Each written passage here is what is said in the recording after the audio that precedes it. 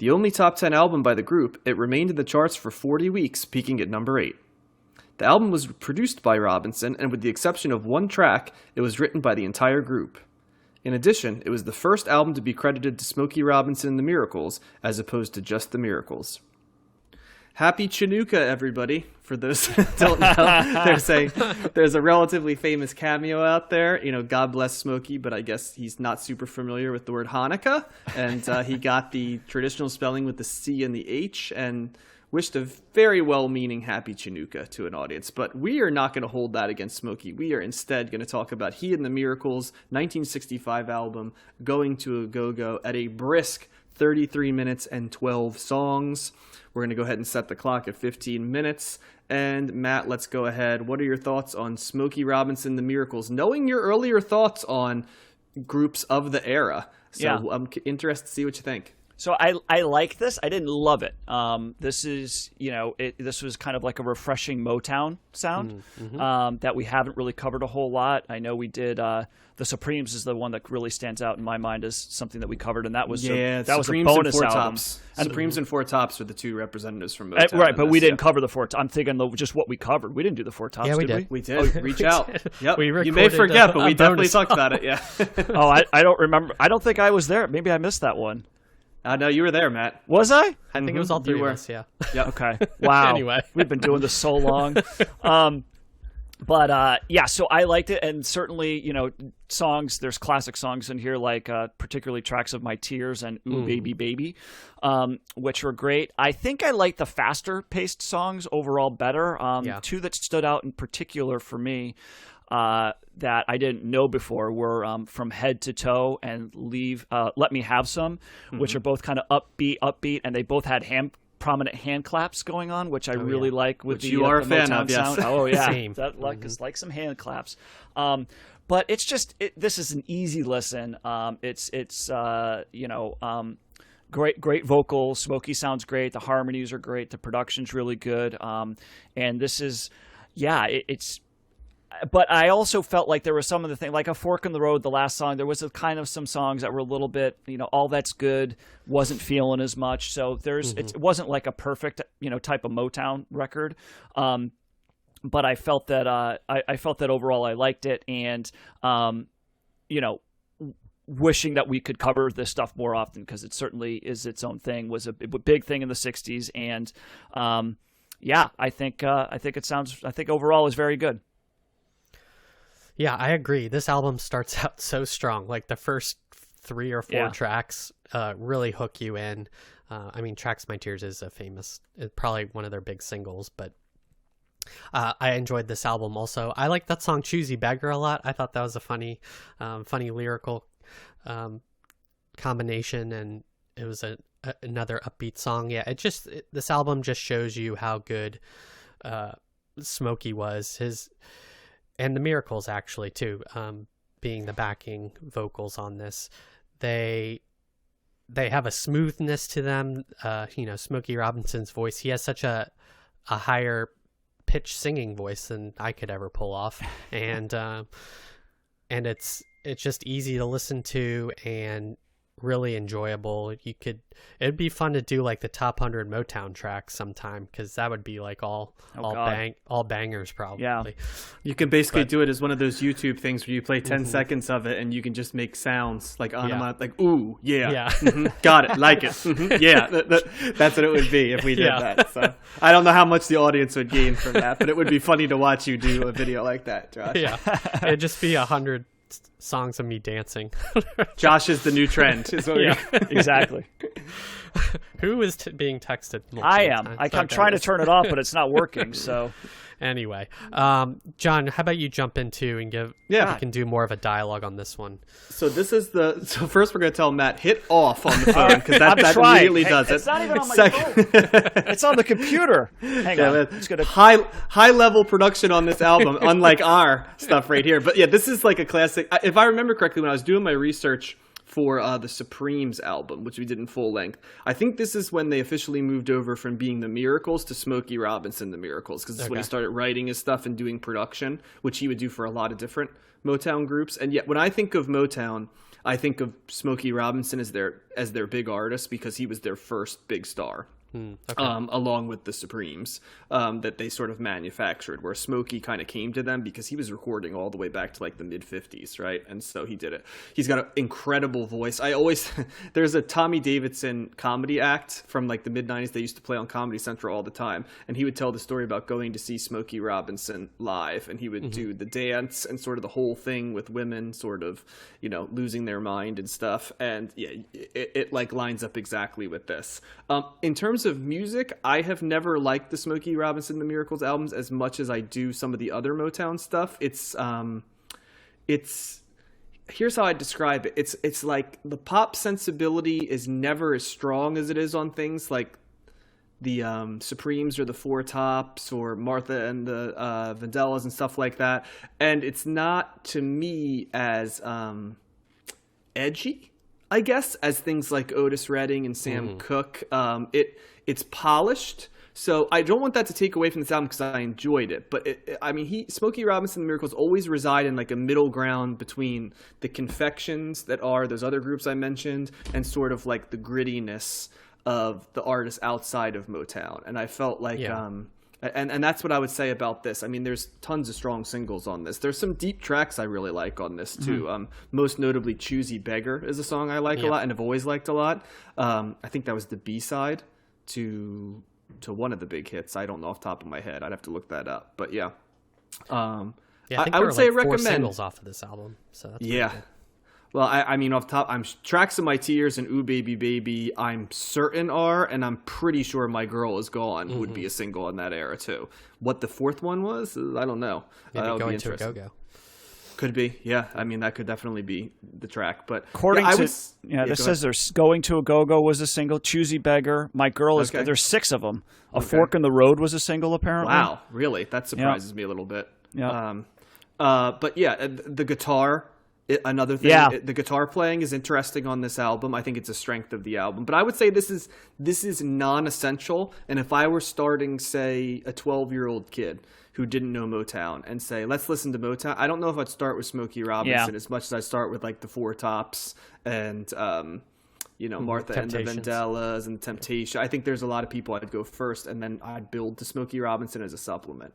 Yeah, I think that's a good point. The hooks aren't here as much. Like, when I think of some of those other songs, like some of the, the big hooks and are there. And there's hooks here, but they're a little bit more subdued, I think. And so I think I would agree with that. That overall I liked it. It's fine, but it's not like some of the Motown that I really like or that really stands out. It's not quite as there as much, but still good nonetheless. Go ahead. I'm sorry. It's very rigid in its formula too. It's always Smokey singing the main vocals and the Miracles backing up. It's not like they don't trade off. The Miracles don't get their own like songs, or they're probably not which the contributing. Temptations and the Four Tops and the Supremes all did too. They all had clear lead singers, but it doesn't seem. I mean, maybe the Supremes is the one act where it seems as much that Diana Ross is running the show. But Matt, with us doing that album and Josh, have you done that album yet? Because I know you were going back and listening. I listened to it, yeah, definitely. Okay. Even with Diana Ross clearly being I didn't feel like she so dominated the proceedings like Smokey did here. Yeah. No, I agree. And maybe it's just the way. I mean, because his voice, I don't know. Maybe it's just it's more of a unique standout type of voice. But hers kind of is too. Yeah, that's a good point. I would agree. It's wispier, yeah. Mm-hmm. I agree with it, but I'm not exactly sure why I agree with it. Well, it's even structure. Like we did that Four Tops Reach Out album, and they have a clear defined primary singer too, right? Yeah. But And I it was said a the lot same more thing. like when you feel that you can't, and then you immediately hear like can't go on, and like you immediately know the other people are there. Whereas here, sometimes the Miracles can blend behind the guitar and Smokey Robinson, right? Yeah, and right. kind of be, and even with the Supremes, you always are aware of the other two, Mary Wilson, right? And why am I forget Alice? Sorry, I don't. No, it's not Alice, is it? No, I think that was later. I'm totally forgetting. I'll look it up. Yeah, I want to give due there too. Florence Ballard. Yes, Florence Ballard. There we There you go. Haha, nice, well done, Matt. So, but yeah, that would be what I'd say. So I'd say not essential, easy listen, but kind of like a Smokey Robinson solo album. Mm-hmm. Yeah, Which I don't know would if I come could tell later. Actually, when I looked this up, it was I forgot that he was with the Miracles, so I just typed in Smokey Robinson, and I couldn't find the album because it's Smokey Robinson and the Miracles. So, Yeah. Do you guys ever wish that you could mix and match different 60s albums we've heard? Like, all I could think of is if you took somebody like Smokey Robinson and put him with, like, I'd be curious to hear what it would sound like with the bass lines from, like, the Sly and the Family Stone album, or, like, Ike Turner playing the bass behind him. You know what I mean? Like, what would that album sound like? Yeah, If I could, if they mix with mix and different match artists, different stuff. Like a super group. Yeah. Or, like, what would it sound like if Isaac Hayes' voice was over these songs with the background? Would it, like, accentuate the people in the back, or would it be just a chaotic mess? So, yeah. Yeah. good question. And, what's it the could be difference either. between... And then I think of, like, what's the difference between a clear solo act like Otis Redding and Sam Cooke and a group? You know, because Smokey, they felt still needed the group, right? Whereas, like, Otis Redding and I think that's that edge, you know? Like, that's... Right. Do you have that oomph or do you not have that oomph? Not bad or good, just what does it come down to, you know? Well, was there many how many backing vocals were really in with Sam Cooke and with Otis Redding? Well, that's what I'm saying. There weren't. Yeah. And There no weren't at one can all. argue. No one can argue that Smokey Robinson can't sing of the caliber that those other guys did. But there's just something about it just the Motown formula and the you know what I mean? It just I don't know how Smokey would be just by himself, you know, whereas you can't imagine like a Sam Cooke or an Otis Redding in a band, and I think there's just that inherent. We talk often about like what's that edge, right? And yeah, or it's like a power thing too. Their vocals are so much like dominant and strong when you hear. But Smokey's like too. We've just said that, right? He like kind of overpowers the Miracles in this a little bit. But he's like a crisper. He's like a his voice polished, is clean sound. yeah. Like Otis and Sam Cooke are like kind of they're almost more raspier like rock and, and like, roll edgier. Yeah. or something. Mm-hmm. Well, that's what I'm saying. Are they playing like a front man? Or are they a solo act? You know, it's kind of the difference between, you know, Bob Dylan in a band versus who's doing the Byrds, right? Since they recorded similar, or the band themselves.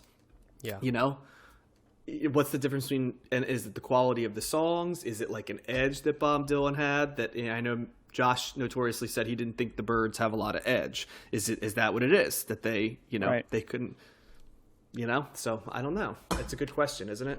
Mm-hmm.